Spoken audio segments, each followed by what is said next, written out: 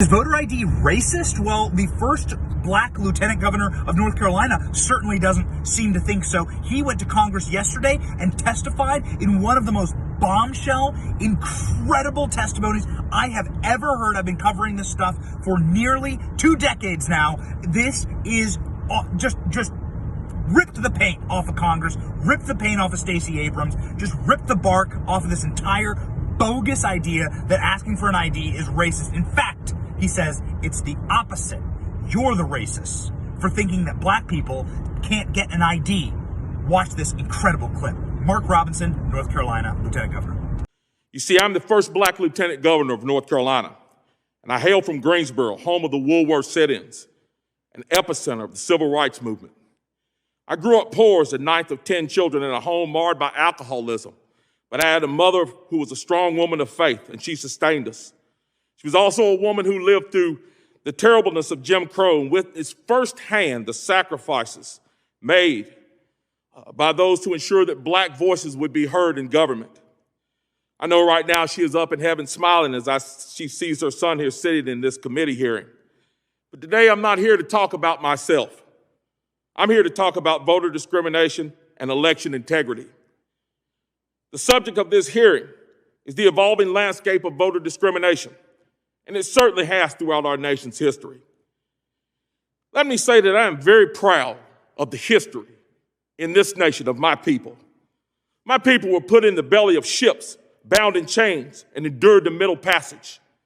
My people were whipped, beaten, and sold as property during slavery.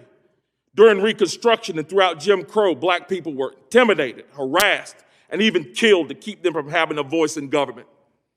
Symbols like chains, nooses, and burnt crosses are not just symbols of death, they are symbols of forced and coerced silence.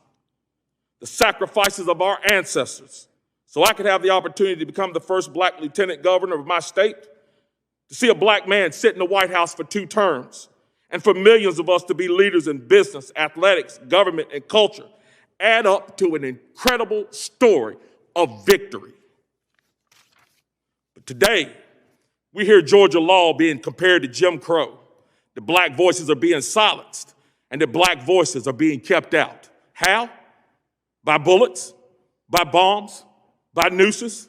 No, by requiring a free ID to secure the vote. Let me say that again, by requiring a free ID to secure the vote. How absolutely preposterous.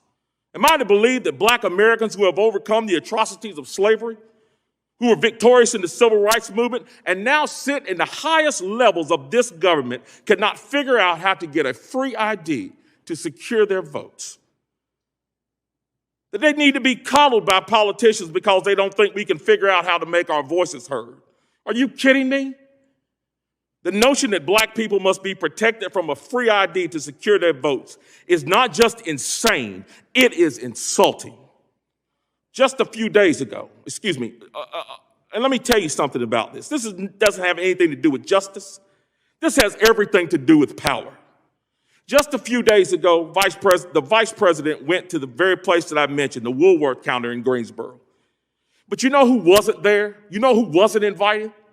My good friend Clarence Henderson, who is a civil rights icon. He sat at that counter and endured the suffering and pain to make sure that black voices were heard. And why was he left out? Because he's of a different political persuasion. You might ask why this is so, and I'll tell you plainly. The goal of some individuals in government is not to hear the voices of black Americans at all. It's to hear the voices that fit their narratives and ultimately help keep power with one group. And that's what this is all about. It's about power. Just look at H.R. 1. It's despicable. The entire thing is designed to keep one party in power and ensure they stay there indefinitely.